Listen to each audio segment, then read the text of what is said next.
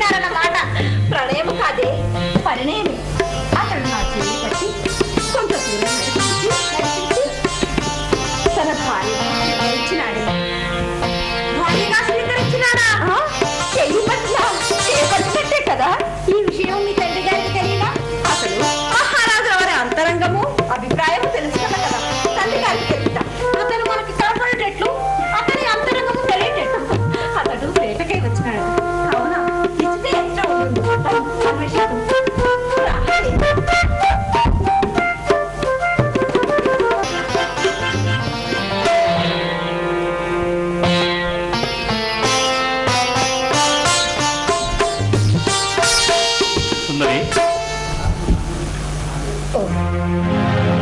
అవును దేవి, నీ కొరకే వచ్చి తిని. శర్మిస్టర్, నా దాకా నీకు ఆనందం కలిగించలేదా? ఆనందమా? చీకటి తప్ప వెలుతురుగుతారు. నీవు మహారాజ పుత్రివి దేవి. ఏమీ నిర్లిప్తము?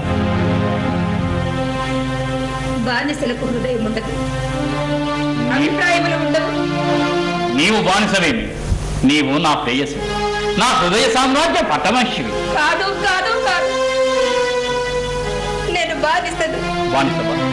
అయిన నీ యజమాని దేవయాని. దేవయానికి నీవెట్లు బానిసవై?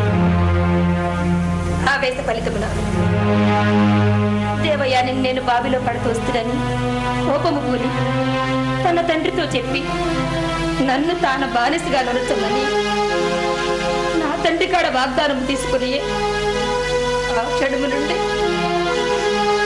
మనసును చంపుకొని బానిసనే జీవించుచుండిని. అట్లయిన ఈ క్షణమే నీ బానిసత్వము తొలగించి నిన్ను ఈ సామ్రాజ్యమునకు పట్టమహిషిని గావించు. అది అసాధ్యం. శర్మిస్తా, నా బానిసత్వములకు నా తండ్రి సత్యనిష్టకు ముడిపడి ఉన్నది. నా తండ్రి మాటను అతిక్రమింపలేదు కనుక మీరు నన్ను మర్చిపోవటే ఉత్తమము. నీవు లేక నేను జీవించగలనా దేవి? మహారాజా, మీతో పరిచయము నిన్నటిది. దాని వయసు 60 గడియలు మాత్రం. కానీ నాకు జన్మనిచ్చిన తండ్రి, జీవితాన్నిచ్చిన తండ్రి, నా తండ్రి మాటను ఆచరించుట అనుసరించుట నా కర్తవ్యం. మీరు మర్చిపోక తప్పదు. దేవి, శర్మిస్తా, ఒక్క నిజము చెప్పు. నీవు నన్ను ప్రేమించితివా లేదా? మనసుని ఏనాడో చప్పుకుంటే అది సత్యమెట్లు చెప్పును. దేవి,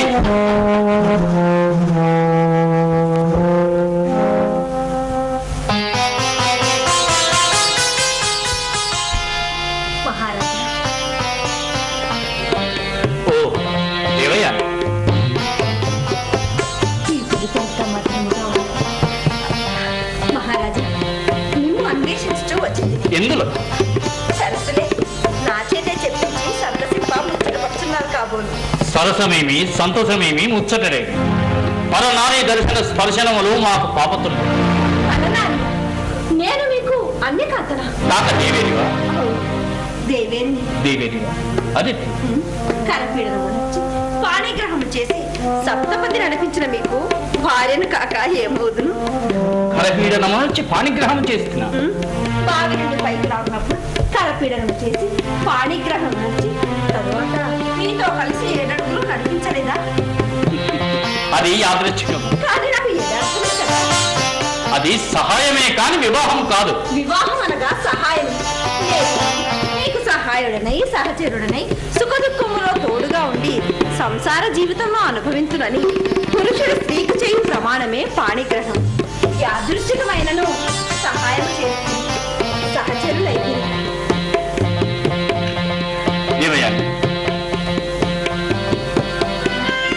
నీ వాదన అర్థమైనది, కానీ ఇది ధర్మ విరుద్ధమేమో అని నా మనసు సంశయించుతున్నది.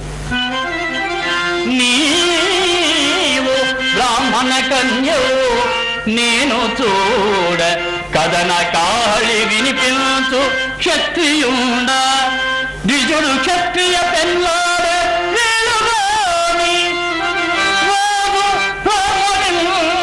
చేపట్టరాదు నిజము.